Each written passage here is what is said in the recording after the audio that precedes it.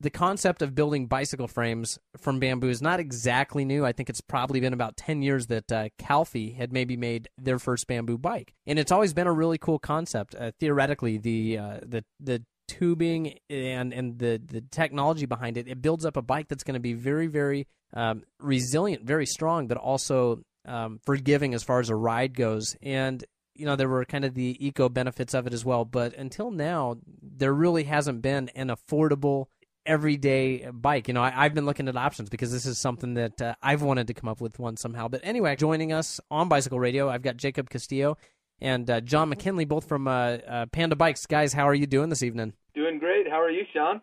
I'm doing all right. So we got both of you. I think you might be on a speaker, but yeah. Hey, is it McKinney or McKinley? It's McKinney. Okay. All right. Bad on me. I can't read my own handwriting. Sorry about that, John. But one of the things that I was intrigued very, very first and foremost about was the design of your bikes. And when I say this, these are actually tubed bamboo bicycles, but they're assembled using old school steel lug technology.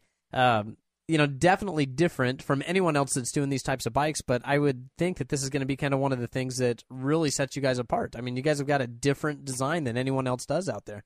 Absolutely, and that's what we were going for. We were really looking for a design aesthetic that is kind of a head nod to the old steel racing frames of yesteryear. A lot of us still love riding those. So there's the great feel and ride characteristics of the bamboo incorporated with some kind of industrial yet modern design. And we did the steel lug because we were really interested in having a bike that was under $1,000. We're really trying to take bamboo to the masses and make a bike that's affordable for the everyday rider. So using the steel lug joints and the bamboo tubing, I think we have a process in place that allows us to do that. Well, let's talk first a little bit about the bamboo tubing itself. One of the big attention getters that it draws is how it is kind of eco-friendly. It's sustainable. Even in your guys' slogan, which I am completely in on, you guys say, we're growing bicycles. How eco is a bamboo bicycle really? We like to picture a steel mill somewhere in the Midwest and a bamboo plantation somewhere in the Yucatan Peninsula, and you kind of get a feel for, it's more sustainable than the alternative. But actually the way that we came up with the idea is I was doing a project down in the Yucatan Peninsula in Mexico this summer researching sustainable housing, and I was looking for different materials to use for the bike and came across bamboo. And while we didn't end up using bamboo to build houses, we got together with some friends and really started considering using it for bikes. And then we found out it wasn't really a novel idea, but Calfee's price tag is pretty high, so we wanted to find out how we could do it a little bit more affordably. Well, the bamboo itself, I mean, that's something that is in pretty quick supply. I mean, it's not a depleting resource. I mean, it grows very, very quickly, and I think it's pretty obtainable. One of the things that you do a little bit differently than I think some of the other manufacturers that have done production with bamboo bicycles is you're having the bamboo tubes manufactured before they come to you. Is that right? Yeah, we're having our supplier in Yucatan actually finish the tubes to our specs. So we get the diameters that we need, the length of the tubing that we need, and with our joint technology, we're really looking for a plug-and-play assembly. Again, that kind of hints at the process that lowers cost and widens the availability of these bikes to average riders. Well, you bring up the cost. When you talk about the cost, we mentioned some of the other manufacturers that just make these insanely sick, high-dollar bamboo bicycles. And there's a couple other ways that you can get them. I looked at one place online where you could actually fly to what they call their studio, where they manufacture the bikes, and you can take a class and learn how to do it and come out of there basically in a weekend having your own bamboo-built bicycle. How did you overcome those the cost objectives, and what's going to get you to that under $1,000 price point that you guys are really targeting? I love what's happening, this trend in the industry that's going toward alternative and natural materials, and just really testing the limit of bicycle design. And we come from a background of sustainable business.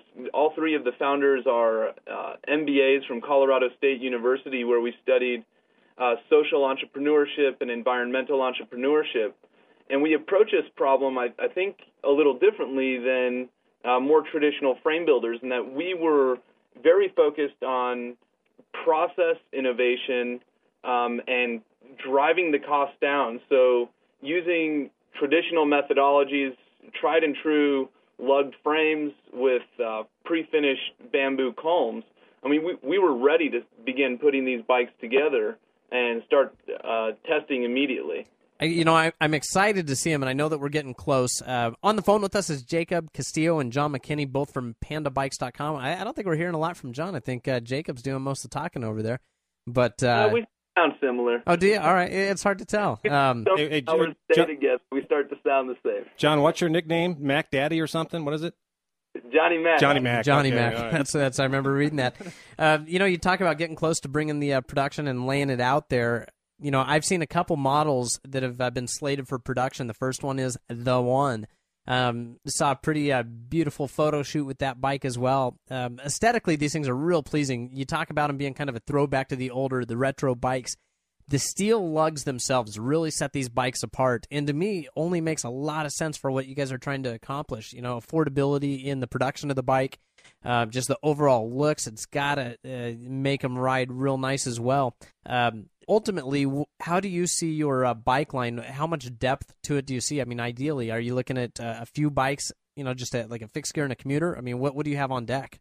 So right now we're doing more of the commuter style with the one. And we've taken a cyclocross geometry to that bike, and we figured for a commuter, you could turn the bike as aggressive as you want or really get a laid-back feel from it depending on how you position your seat post, handlebars, etc. But we do have goals to work on other frame designs. We've already talked about doing a cruiser for different markets, definitely a road bike and mountain bike, and even start getting into different ways to utilize bamboo, from pressed bamboo to bamboo composite. It's really our goal to be the bamboo bicycle company that's out there. Timeline-wise, I mean, what do you think until I could actually place my order and have one? We're still shooting to be end of September or early October in terms of our first commercial production run. So we'll be working diligently to get ordering forms online so people can let us know what they're looking for, and we can start cranking these bikes out. Yeah, what's going to be kind of your distribution model? Do you plan on putting these in bicycle shops, or is this going to be something where people will be dealing direct with you guys right off the bat? We would prefer to be mostly in bike shops, but we will be doing some self-distribution from the get-go. And the reason we want to work with bike shops is my partners and I know we can't cover all the ground that we need to, so we're going to need some help from all the local bike shops around the U.S., getting the word out and promoting some of these bikes to riders who are really interested in it. Well, hopefully we're helping you out with that just a little bit. I'm excited about this. I mean, I'm committing myself right now to one. I don't know how you're sizing these, but I'm you to it, Sean. What's that? No, absolutely. Yeah, you can hold me to it all you want. I'm just letting you know now. 50 centimeter or a small, and it's got to have about a 52.5 centimeter top tube. So if you can make that work out for me, I'm all in. You got it, Absolutely. buddy. Yeah, we're sitting here in the studio right now. We've got up on our we've got a really big screen where we can kind of take a look at things. We've got your website up there, and we're just checking out a photo gallery now. What you see there are pictures of the bike around Fort Collins, Colorado. We're super stoked to be in a community that supports bicycling, bicycle culture, sustainability.